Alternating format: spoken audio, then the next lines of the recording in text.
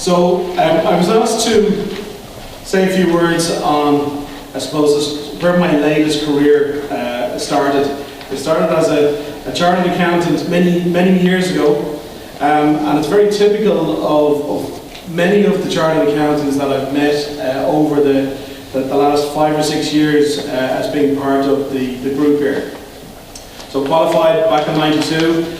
I've had a range of full-time financial controller, finance director, but probably from the insolvency and corporate work that I did early on in my training, a lot of commercial roles in there as well. So I found myself at the end of 2010 working for a great company with some great products, great people, but unfortunately ran out of finance. I did what a lot of guys do. I went back to the recruitment agencies. I found that in a lot of cases I had either the wrong sector experience, I was overqualified for the positions they were looking for, obviously not Big Four. Too commercial, and probably one of the comments that led me to being a freelancer or was one of the directors in a recruitment firm said, I don't know how to present you to a finance director, because I had a range of skills that were different. Obviously mismatch of salary expectations at the time was key, so I found myself having to look for an alternative.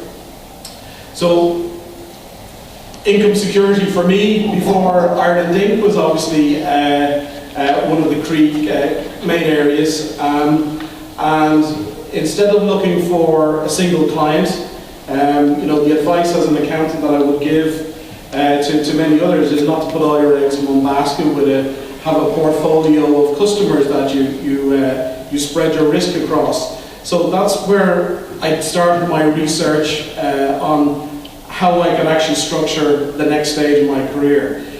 The SME space is where I was very interested in. Typically post-startup, I much prefer the energy from a firm that has got some traction and is growing, and it's at the stage that the sweat equity, if you like, from business startup moves into someone who needs more structure and look to extend on and do more with what they've already created. So I provide finance expertise at a high level. So the CEO, business owner group is where I typically target and where I directly work with the client companies. So spreading the finance director cost, if you like, among multiple companies, it makes it very affordable for them. So again, that flexible approach of buying services as they need them. I work on site as part of a team, not as a consultant. And I play to my strengths, which is around strategy, systems, helping companies grow and drive profitability. But above all, when I was trying to figure out what I wanted to do something that I enjoyed. And looking back over my career, the project element was part of the pieces that made me enjoy my career. So during my research, I found some good advice on what makes a good interim. Typically they enjoy fixing things fast, and they have the skill sets to do that. Ability to succeed under high pressure and difficult situations. Very often you're engaged to help out when things have gone wrong. They can quickly establish themselves, they get hands-on, they get involved with the people that are there. A sense of loyalty was one of the strange ones that I saw in the guidance that was there. But I certainly thought that it was how I would actually position myself in any of the companies that I'd worked with over my career.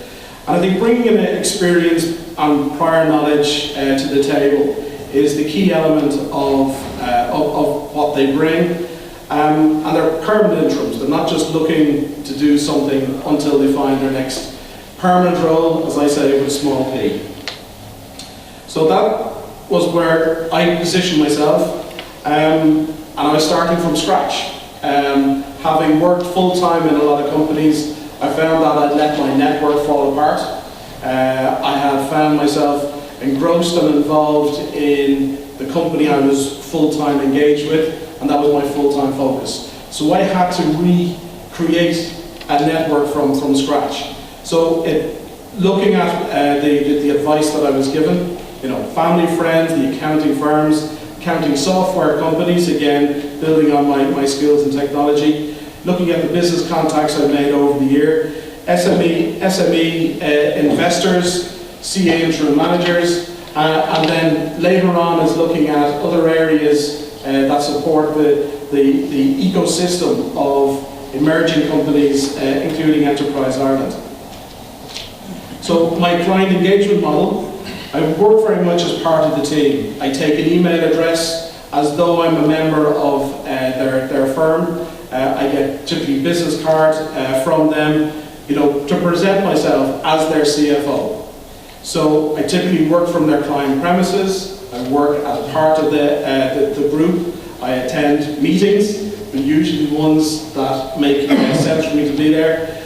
And I try and schedule a day or a time each week or month, depending on the company, so they know a certain day of the week is Barry time.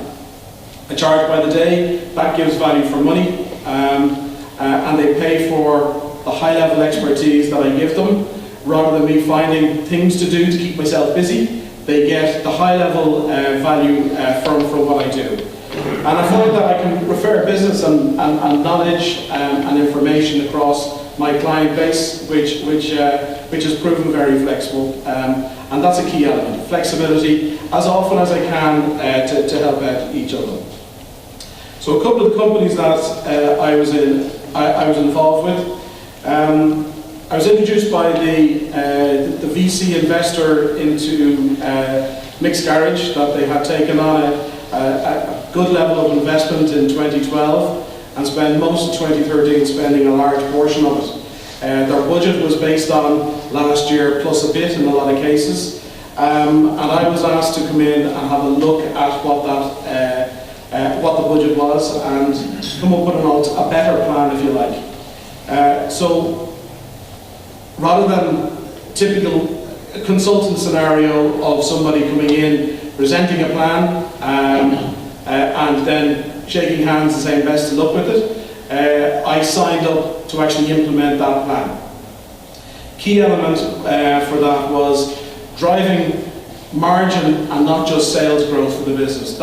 They took on the investment with a plan to grow, but growing without control was where they had made a mistake.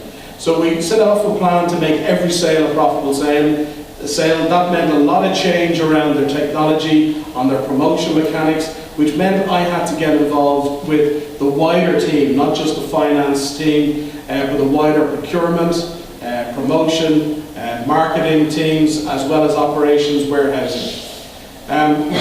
Later we developed a procurement-based strategy where we saw that competing with the growth areas that we wanted in the European market, where there was huge buying groups, we needed to have a procurement-driven strategy that we could buy better so we could sell better. And that became the mantra for the business, to buy better and sell better, and everybody bought into it. So my strategy, worked with the CEO and the board, was to make the company profitable, to achieve 10 million of turnover, and to establish a UK operation where they planned for the key element of their growth.